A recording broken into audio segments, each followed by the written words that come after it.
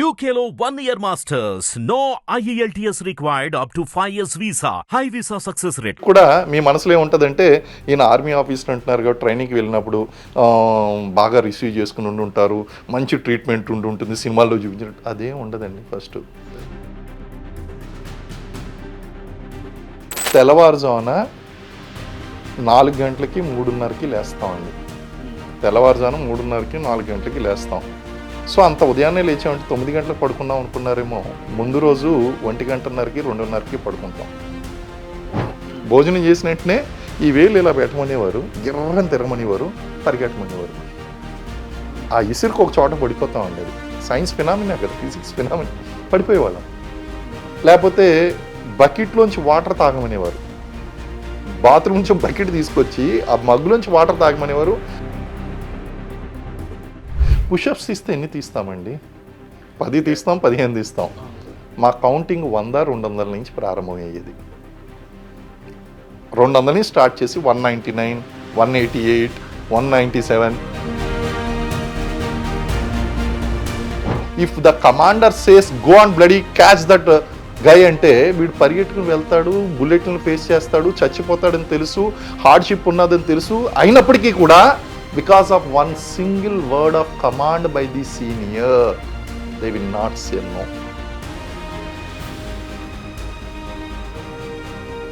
ఇప్పుడు చూడండి, class 1 gazetted officer, legs on the wall, లేకపోతే ఒక గన్ మెల్ల వేసుకో. ఒకటి కాదండి, 2, 3, 4 మా వెపన్స్ అన్ని అడిగి ఇచ్చేసేవారు. గన్ అది మామూలుగా ఎంత వెయిట్ ఉంది సార్? 5.5 kilos ఉంటుందండి. 5.5 kilos. దాన్ని ఒక ఇటువైపు ఒక 5, ఇటువైపు ఒక 5 వేసేవారు. Oh my god. Commando training అని ఉంటుందండి, అదొక ఎత్తు. అది అసలు అది జీవితంలో నరకం ఏంటో చూస్తామండి కమాండో ట్రైనింగ్లో. You can kill a person with bare hands, you can kill snakes and eat. Hi, hello, నమస్తే, వెల్కమ్ టు హిట్ టీవీ. నేను మీ శ్యామ్. రైట్, ఈరోజు మన స్పెషల్ గెస్ట్ వచ్చేటప్పటికి retired army major Srinivas garu ఈరోజు మనతో పాటు ఉన్నారు. మీకు ఇంట్రొడ్యూస్ చేస్తాను సార్. నమస్తే సార్. నమస్కారం అండి. సార్, ఎలా ఉన్నారు సార్? I'm very good. కొత్త జాబ్కి వెళ్తున్నాం అని చెప్పని అనుకున్నా.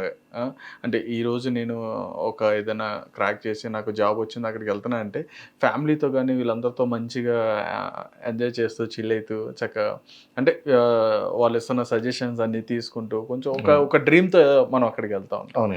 అయితే ఒక ఆర్మీలోకి వెళ్తున్నామంటే చాలా మందికి కూడా అంటే ఒక తెలియని ఇది ఉంటుంది సార్ ఫ్యామిలీలో. అంటే భయం ఉంటుందండి, వెనక్కి లాగుతాం. ఇప్పటికీ ఉందండి అది. అటువంటి సిచ్యువేషన్ మీరు ఎలా హ్యాండిల్ చేశారు? యా, సో ఇలా చెప్పాయండి. ఫస్ట్ ఏంటి అంటే you are really struggling that time. యాక్చువల్గా ఫ్యామిలీ సిచ్యువేషన్ కనుక చూసుకుంటే కనుక father wants me to support him, mother was secretly supporting me, and father doesn't know where I have gone, mother knows everything. So ఇటువంటి సిచ్యువేషన్లో సడన్గా వెళ్ళి ఇంకా మన ఫ్యామిలీకి ఏం ప్రాబ్లం లేదు, జాబ్ వచ్చింది అంటే దే ఫెల్ట్ వెరీ హ్యాపీ అండి. ఇంకా వాళ్ళకి ఆనందానికి అవధులు లేవు నిజంగానే. So they felt so happy. కానీ నేను బాగా చదువుతాను, నేను తెలివైన వాడిని అన్నీ తెలుసు, కానీ మరీ ఇంత పెద్ద ఉద్యోగం వచ్చి క్లాస్ 1 గెజిటెడ్ ఆఫీసర్ అవుతాను వాళ్ళకే నమ్మకం లేదు. వాళ్ళు అనుకున్నారు ఏదో సెలెక్ట్ అవుతాడు, ఇటు సబ్ ఇన్స్పెక్టర్ అవుతానంటున్నాడు, లేకపోతే ఇది అవుతుంది ఏదో అవుతా అనుకుంటున్నారు. కానీ suddenly to the rank of central government class 1 gazetted officer అనేసరికి వాళ్ళకి నమ్మశక్యంగా లేదు. నేను చెప్తున్నా వాళ్ళకి అర్థం కావట్లేదు, ఆ పొజిషన్ వాళ్ళు రియలైజ్ కాలేకపోతున్నారు. కారణం ఏంటి అంటే ఆర్మీ ఎక్స్పోజర్ అనేటువంటిది మనకి చాలా తక్కువగా ఉంటున్నాయి. So that was the compulsion and everything. But mother knows that she got all the confidence. నేను ఏ డెసిషన్ తీసుకున్నా సరే చాలా కాన్ఫిడెంట్గా డెసిషన్ తీసుకుంటాను, మంచి decision. Father was bit pulling back, he was not interested in inclined. But mother has encourage, నీకు ఏది మంచిది అనిపిస్తే అది చెయ్యి, okay, you will not stop. So every family you will realise that mothers will say that don't go, నువ్వు ఆర్మీకి వెళ్ళడానికి వీల్లేదు, ఏ జాబ్ అన్నా చేసుకో. హియర్ మాకు డిఫరెంట్ అనమాట. మదర్ సెడ్ నో, అవును sir, you know what is right and everything, మాకంటే నీకే బాగా తెలుసు, నువ్వు ఏది తీసుకున్నా కరెక్ట్ డెసిషన్, కాబట్టి నువ్వు వెళ్ళు, నువ్వు ఎక్కడికైనా వెళ్ళు, but be safe, that's all. నీకు తెలుసు, మాకంటే నీకే బాగా ఎక్కువ తెలుసు. That was the great support given by the mother అండి. సో ఆ సిచ్యువేషన్ని నాకు పెద్దగా కన్విన్స్ చేయవలసినటువంటి అవసరం రాలేదు. తర్వాత మాకు ఇంటెలిజెన్స్ నుంచి బ్యాక్గ్రౌండ్ వెరిఫికేషన్ అది వస్తుంది. పోలీసులు వచ్చారు. పోలీసులు వచ్చి ఇలాగ మీ అబ్బాయి గురించి ఎంక్వైరీ అది కావాలి అని చెప్పేసి తీసుకున్నప్పుడు దేవర్ టెల్లింగ్, మదర్ వాళ్ళకి తెలియట్లేదు నా జాబ్ గురించి కానీ దాని గురించి కానీ తెలియట్లేదు. అసలు మామూలు చిన్న జాబ్ కాదమ్మా, అది బయట చూస్తే కనుక ఐపీఎస్తో సమానం, మీ అబ్బాయి చిన్న జాబ్ ఏం సెలెక్ట్ కాలేదు, మీరు ఏమనుకుంటున్నారు, నిజంగా ఎలా వచ్చింది ఈ జాబ్ ఇదని అంటే వాళ్ళు స్లోలీ వాళ్ళు చెప్తుంటే అర్థం చేసుకుంటున్నారు, ఓహో నాకు ఇంత మంచి జాబ్ వచ్చిందా అని. వాళ్ళకి అప్పటి వరకు రిలేషన్ లేదండి. సో మొత్తానికి ఎలాగైతేనే ట్రైనింగ్ పంపించారు. So family situation was manageable because of my mother and everything. And everybody he's told them ఇది చాలా మంచి జాబ్. ఈవెన్ అక్కడ రిటైర్ అయినటువంటి ఆర్మీ పీపుల్ ఎవరైతే ఉన్నారో అసలు ఏ జన్మలోనూ మీరు పుణ్యం చేసుకున్నట్టున్నారు, నిజంగా ఇలాంటి జాబ్ రావడం అంటే మా వల్ల కాదు, and he got that job, చిన్న ఉద్యోగం కాదు అని చెప్పేసరికి they realised it's really I got something good job అని. ఇంక వాళ్ళు నన్ను ఆపలేదండి. సూపర్. కానీ మీరు అన్నటువంటి క్వశ్చన్లో కనుక చూస్తే our south India never seen any wars. Okay. మన సౌత్ ఇండియా, మీరు నార్త్ ఇండియా చూడండి. అవును సార్. నార్త్ ఇండియా ఎప్పుడు కూడా అక్కడ మొఘళ్ళు, కుషాన్లు, పఠాన్లు, వీళ్ళందరూ అరబ్బులు, వీళ్ళందరూ దండయాత్రలు చేసుకుంటూ వచ్చారు.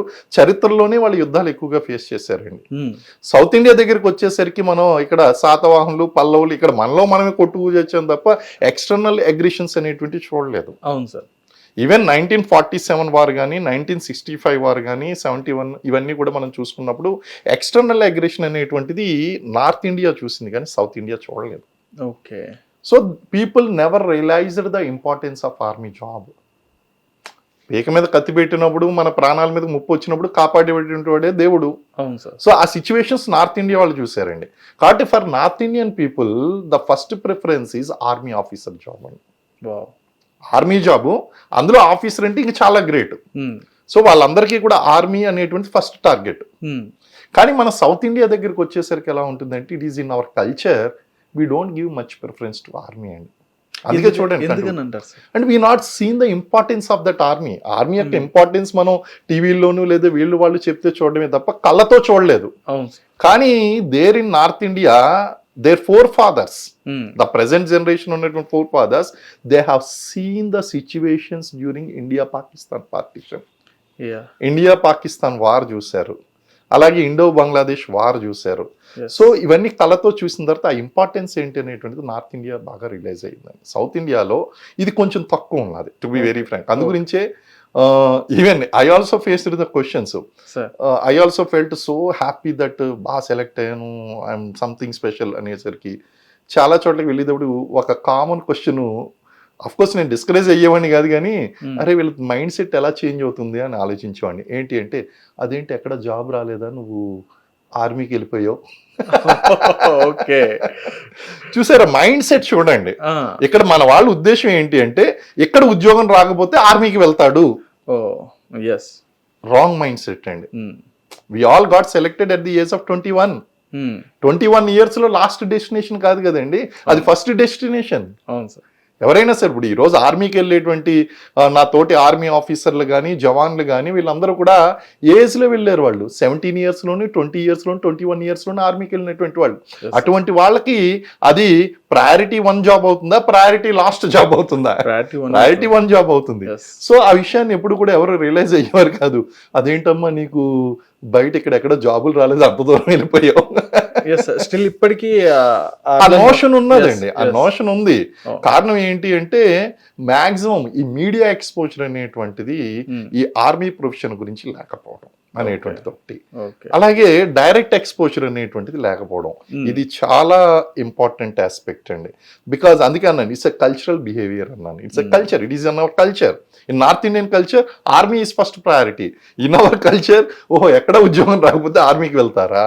ఈ రోజు చూడండి సెలెక్ట్ అయినటువంటి యంగ్ జనరేషన్స్ వీళ్ళందరూ కూడా మనం చూస్తే కనుక they are all first preference కింద తీసుకున్నారండి. ఇప్పుడు ప్రతి జిల్లాకి కొంతమంది ఆర్మీ ఆఫీసర్లు ఉన్నారు మనకి. అవును సార్. అండ్ రీసెంట్గా యూత్ కూడా సెలెక్ట్ అవుతున్నారండి వీళ్ళంతా కూడా. అవును అండ్ రీసెంట్గా ఎన్డీఏ కూడా స్టార్ట్ అయింది. Even girls also entering. ఇంతకుముందు కేవలం ఆ యొక్క ఓటీఏలోనే వాళ్ళు ఎంటర్ అయ్యేవారు. ఇప్పుడు ఈవెన్ ఎన్డీఏ ద్వారా ఐఎంఏ కూడా వెళ్తున్నారండి లేడీ క్యాడెట్స్ అనేటువంటి వారు. So lady officers are doing, they are doing extremely well అండి. Super sir, super. Right sir. అంటే ఇప్పుడు ఆర్మీలోకి ఉన్నప్పుడు అక్కడ ఉన్న సిచ్యువేషన్స్ని హ్యాండిల్ చేసుకోవడం కానీ అక్కడ ఉన్న అట్మాస్ఫియర్కి అలవాటు అవ్వడం కానీ ఇవన్నీ కూడా చాలా చాలా కష్టంగా ఉంటుంది. ఎందుకంటే మీరు ఇందాక చెప్పినట్టుగా మనం అట్లాంటివి ఏం ఫేస్ చేయలేదు.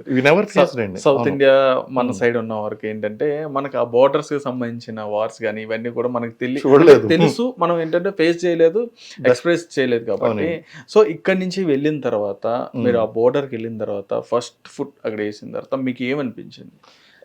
దానికంటే ముందు నా transformation in the training area is చెప్పడం అనేది చాలా ఇంపార్టెంట్. ఎందుకంటే ట్రైనింగ్ ఏరియాలోనే అక్కడ షేప్అప్ అయ్యేది, ప్రతి వ్యక్తి కూడా షేప్అప్. మేము బార్డర్ ఏరియా దగ్గరికి వెళ్ళేసరికి ఆల్రెడీ వీఆర్ ప్రిపేర్డ్. ఓకే, అక్కడ మాకు షాక్స్ ఏమి ఉండవండి. ఏదో ఒక చిన్న ఇన్సిడెంట్లు జరిగితే ఆ టైంలో ఇన్సిడెంట్కి సెట్ అయిపోతుంది అది.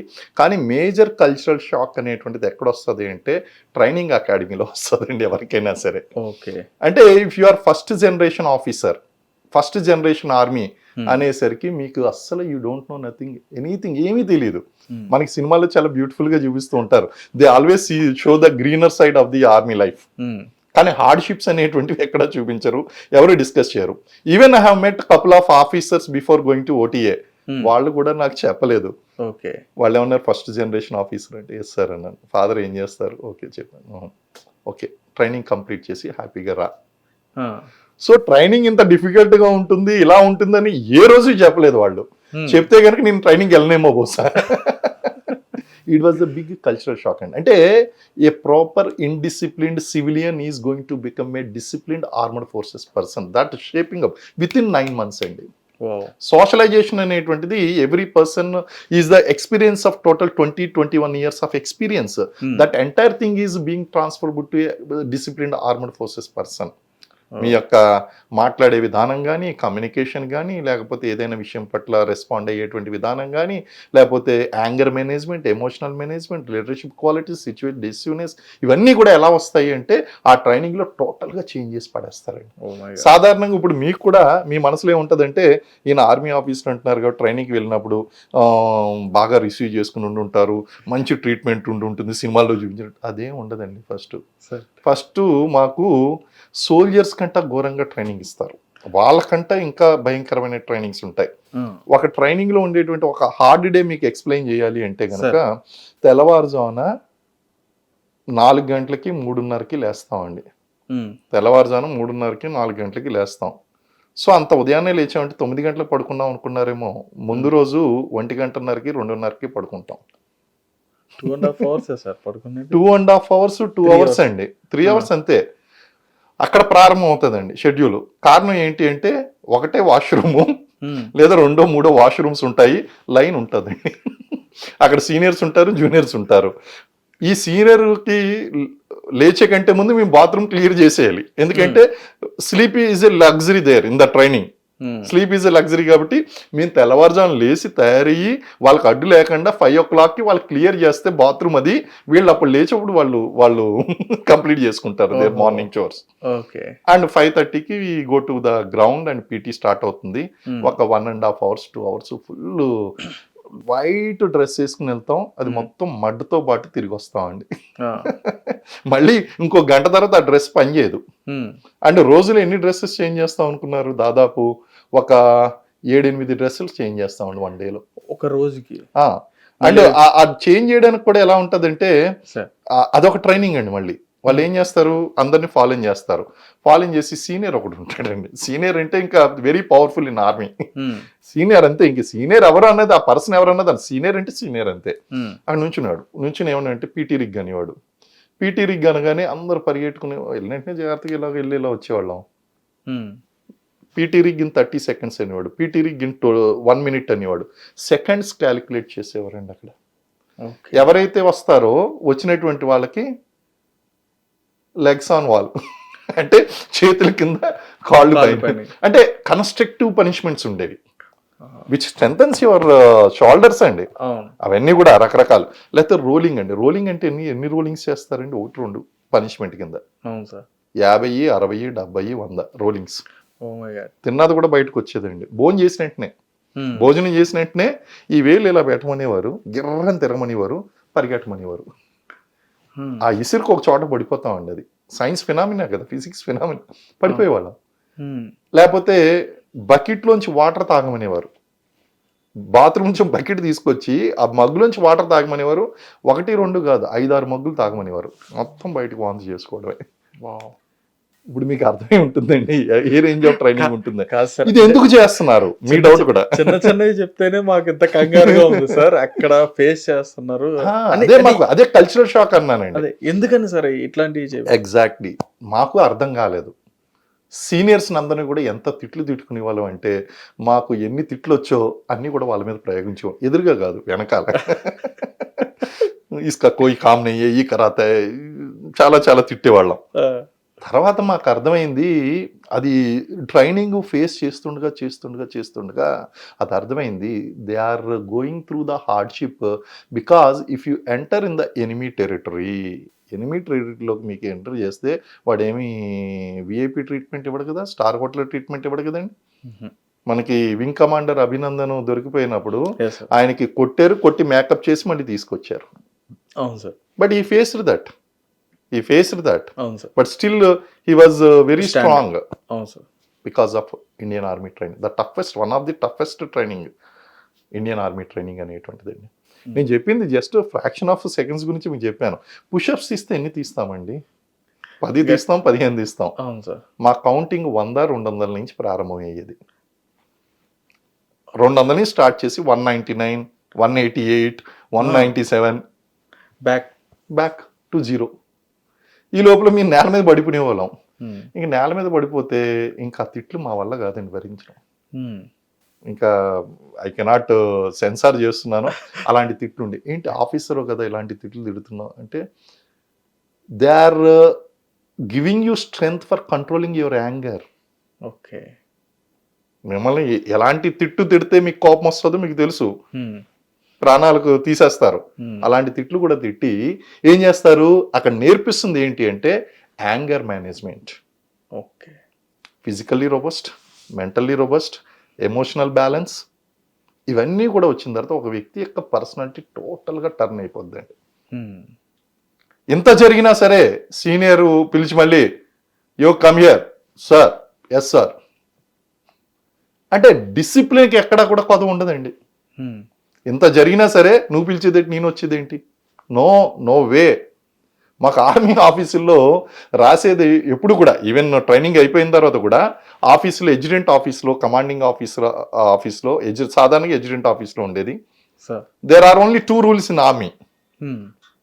Rule number 1, boss is always right. Okay. Rule number 2, if you have doubt refer rule number 1. So senior అంతే. అక్కడ నేర్పించేది ఏంటి అంటే వర్డ్ ఆఫ్ కమాండ్. అంటే చూడండి, ఇక్కడ నార్మల్ సిచ్యువేషన్లోనే మనం ఏదైనా ఒక పని చెయ్యి, మనకి ఎంత డిస్కంఫర్ట్ ఉంటే నేను చేసేది నువ్వు చేసుకోపో, చూడలేదా ఆఫీసులో ఇండిసిప్లిన్ చూడలేదా? అవును సార్, అవును.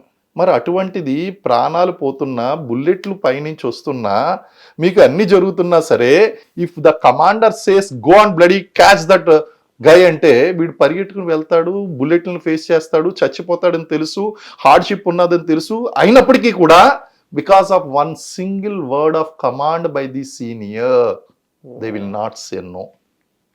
అదే మాకు ఆర్మీ నేర్పిందండి. ఇప్పుడు అర్థమైందండి మనకి ఈ కల్చరల్ ట్రాన్స్ఫర్మేషన్ అనేటువంటిది బార్డర్లో జరగడం కాదు. బార్డర్లో జరగడం అనేటువంటిది థియరీ అయిపోయింది, అక్కడ సినిమా చూస్తున్నాం. కానీ ఈ థియరీలోనే మొత్తం కల్చరల్ ట్రాన్స్ఫర్మేషన్ అనేటువంటిది మాకు నో అండం నేర్పలేదండి ఆర్మీలో. There is nothing called no. There is nothing called no compromise అండి. Senior is always right. If you have any doubt refer rule number 1. ఇదే అక్కడ నేర్పినటువంటి డిసిప్లిన్. అంటే ఇదంతా కూడా వర్డ్ ఆఫ్ కమాండ్ అంతా కూడా దేనికోసం అంటే డిసిప్లిన్ బిల్డ్ చేయడం కోసం. చూసారా, ట్రాన్స్ఫర్మేషన్ అనేటువంటిది ఫిజికల్లీ ఫిట్ చేయడం, మెంటల్లీ ఫిట్ చేయడం, ఎమోషనల్ మేనేజ్మెంట్, లీడర్షిప్ క్వాలిటీస్, అలాగే professional training, short range weapons ఎలా ఫైర్ చేయాలి, నెక్స్ట్ ఇతర వెపన్స్ ఈ గ్రెనేడ్స్ ఎలా లాంచ్ చేయాలి, 9mm మిషన్ గన్స్ ఎలాగా ఫైర్ చేయాలి, రాకెట్ లాంచర్స్ ఎలాగా ఫైర్ చేయాలి, 2-inch మోటార్స్ ఎలా ఫైర్ చేయాలి, ఇవన్నీ కూడా అక్కడ నేర్పిస్తారండి. ఓకే. సో ఇలాగ రకరకాలుగా నేర్పించి ఇంత అయిపోయిన తర్వాత పీటీ అయిపోయిన తర్వాత అవే బట్టలతో వస్తాయంటే కుదరదండి. మళ్ళీ ఇస్త్రీ నలగనటువంటి యూనిఫామ్లో చాలా చక్కగా యూనిఫామ్లో క్లాసులకు వెళ్ళాలి. ఓకే. ఇప్పుడు మాకు పెద్ద టాస్క్ ఏంటి అంటే రాత్రి 2:30కి నిద్రపోయి 4 గంటలకి లేచి పొద్దున్న పీటీ చేసి 2 గంటల సేపు కడుపు నిండా బ్రేక్ఫాస్ట్ తిని మంచి న్యూట్రిషన్ ఫుడ్ తిని ఇప్పుడు ఆ క్లాసులు నిద్రపోకుండా వినడం అనేటువంటిది పెద్ద టాస్క్. ఇప్పుడు వీళ్ళన్నా వచ్చిపోని అన్న ప్రశాంతంగా మనం క్లాసులు వినిస్తారు. కళ్ళు కనుక ఇలా ఉన్నాయి, కళ్ళ పడ్డాయి అనుకోండి, you bloody job get up, go and stand in the sun. మీరు నమ్మరు, నా సిచ్యువేషన్ ఇంకా ట్రైనింగ్ చివరికి వచ్చేసరికి ఒకరోజు మార్చింగ్ చేస్తూ నా కళ్ళు మూతలు పడ్డాయండి. Can you believe? మార్చింగ్ చేస్తూ కళ్ళు మూతలు పడ్డాయంటే దాని పనిష్మెంట్ వేరే ఫేస్ చేసుకనుకోండి, which I cannot tell you here. దాని పనిష్మెంట్ వేరే విధంగా ఉంది, but that was the situation అండి. అంటే క్లాస్లో ఎన్నిసార్లు బయటకు వెళ్ళారు సార్ మీరు? అంటే మార్చింగ్ చేస్తూ మీరు పనిష్మెంట్ తీసుకున్నారంటే క్లాసులోంచి ఏంటి, ఇంక ఇప్పుడు చూసినా సరే ఇంక వీడిని ఎండలో నించోబెట్టి లాభం లేదని చెప్పి క్లాస్ అవుతున్నంత సేపు కూడా లెగ్స్ అంది వాళ్ళే. ఇప్పుడు చూడండి, class 1 gazetted officer, legs on the wall, లేకపోతే ఒక గన్ మెల్లో వేసుకో. ఒకటి కాదండి, 2, 3, 4 మా వెపన్స్ అన్ని అడిగి ఇచ్చేసేవారు.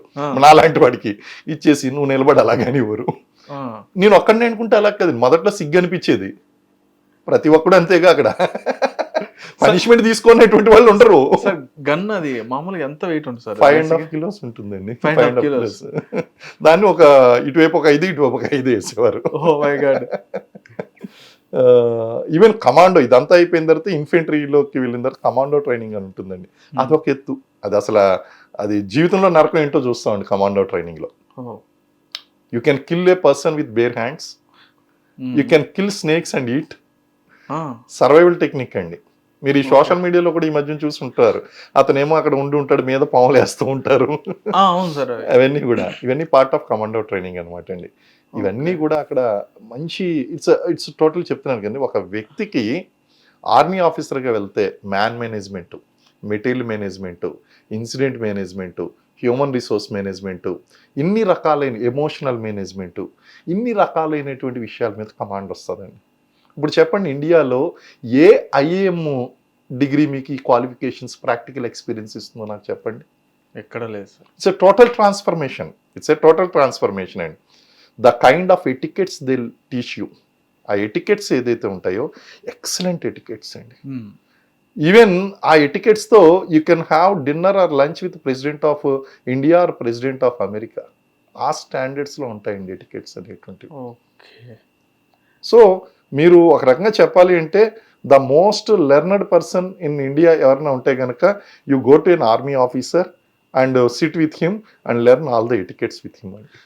ఖచ్చితంగా సార్, అందుకని మిమ్మల్ని ఇక్కడికి తీసుకురావడం జరిగింది సార్. సార్ ఇక్కడ ట్రైనింగ్లోనే తినే ఫుడ్ కానీ ఇది కానీ అంటే సినిమాల్లో చూపించిన వాటికి రియాలిటీకి అనేది చాలా డిఫరెన్స్ అనేది ఉంటుందని చెప్పని నేను అనుకుంటున్నాను. ఎందుకంటే సినిమాలో ఏంటంటే కొంచెం ఏంటో ఒక ఇడ్లీ అని చెప్పని, ఒక గ్లాస్ కప్ ఆఫ్ మిల్క్ అని చెప్పని అక్కడితో అయిపోద్ది. నెక్స్ట్ మళ్ళీ పీటీకి వెళ్ళిపోతారు. మళ్ళీ వచ్చి ఆ లంచ్ కూర్చున్నప్పటికి ఒక రోటీ ఇస్తారు, ఒక సబ్జీ, కొంచెం సబ్జీ ఇచ్చిన తర్వాత మళ్ళీ ఇంకా అట్లా నైట్ పడుకునేంత వరకు కూడా వాళ్ళు ఏదో ఒక వర్క్ చేస్తూనే ఉంటారు. క్లీనింగ్స్ అని ఇవన్నీ రకరకాలుగా కనిపిస్తూ ఉంటాయి సార్. అవి ఇవన్నీ కూడా ఉంటాయి సార్. మరి 100% అండి. అక్కడ ఏంటి అంటే very nutritious and high energy food అనేటువంటిది ఇస్తారు. అయితే రేషనింగ్ అని ఉంటుందండి. రేషనింగ్ అంటే ఇప్పుడు ఎక్స్ట్రాడినరీగా తినేటువంటి వాళ్ళు ఉంటారు. అది మేబీ 1000కి ఒక మిల్కా సింగ్ మూవీ చూసినప్పుడు ఆ మూవీలో చూపించి ఉండొచ్చు బహుశా. అందులో రోటీ తిను అంటే ఇన్ని రోటీలు తీసుకుని వెళ్తాడు, ఒక 15, 20, 30, 40 తీసుకుని వెళ్తాడు. అవును సార్. అది మేబీ ఎక్స్ట్రాడినరీ పర్సన్స్ ఒకరిద్దరు ఉంటే ఉండొచ్చు, కాకపోతే యావరేజ్ పర్సన్కి అవసరమైనటువంటి న్యూట్రిషనల్ రేషనింగ్ అంతా కూడా మాకు ఆర్మీ సప్లై కోర్ అని చెప్పేసి ఉంటుందండి. ఆర్మీ సప్లై కోర్ వాళ్ళు ఏంటంటే వాళ్ళందరూ కూడా రేషన్ అనేటువంటిది పెర్ఫెక్ట్గా రేషనింగ్ అనేటువంటిది నిర్ణయించబడుతుంది. ఆ రేషనింగ్ ప్రకారం వెల్ న్యూట్రిషియస్ ఫుడ్ అనేటువంటిది సప్లై చేయబడుతుందండి. And that is being tested by veterinary doctors. Even ఏదైనా యానిమల్ ఫుడ్ అయితే కనుక వెటర్నరీ డాక్టర్, బర్డ్ ఫుడ్ అయితే కనుక యానిమల్ డాక్టర్స్ వాళ్ళు సర్టిఫై చేస్తారు, వెటర్నరీ డాక్టర్స్. అలాగే న్యూట్రిషనిస్టులు కూడా ఉంటారండి. న్యూట్రిషనిస్టులు ఇవన్నీ కూడా well designed and everything. So there is no dearth of food or nutrient values in army food అండి. అండ్ ఈవెన్ ఆపరేషనల్ ఏరియాస్కి వెళ్ళినప్పుడు డ్రై రేషన్ అని ఉంటుందండి. అంటే we cannot cook and everything because చాలా సీక్రెట్ మూమెంట్ ఉంటూ ఉండాలి. కాబట్టి అటువంటిప్పుడు DRDO సర్టిఫై చేసినటువంటి న్యూట్రిషనల్ వాల్యూడ్ డ్రై రేషన్ అనేటువంటిది ఇవ్వడం జరుగుతుందండి. Okay. So everything is properly tested. Hot water పోసుకొని just ready to eat meal type అండి. That is being tested by DRDO తో టెస్ట్ చేయబడినటువంటి ఇవన్నీ కూడా ఉంటాయి.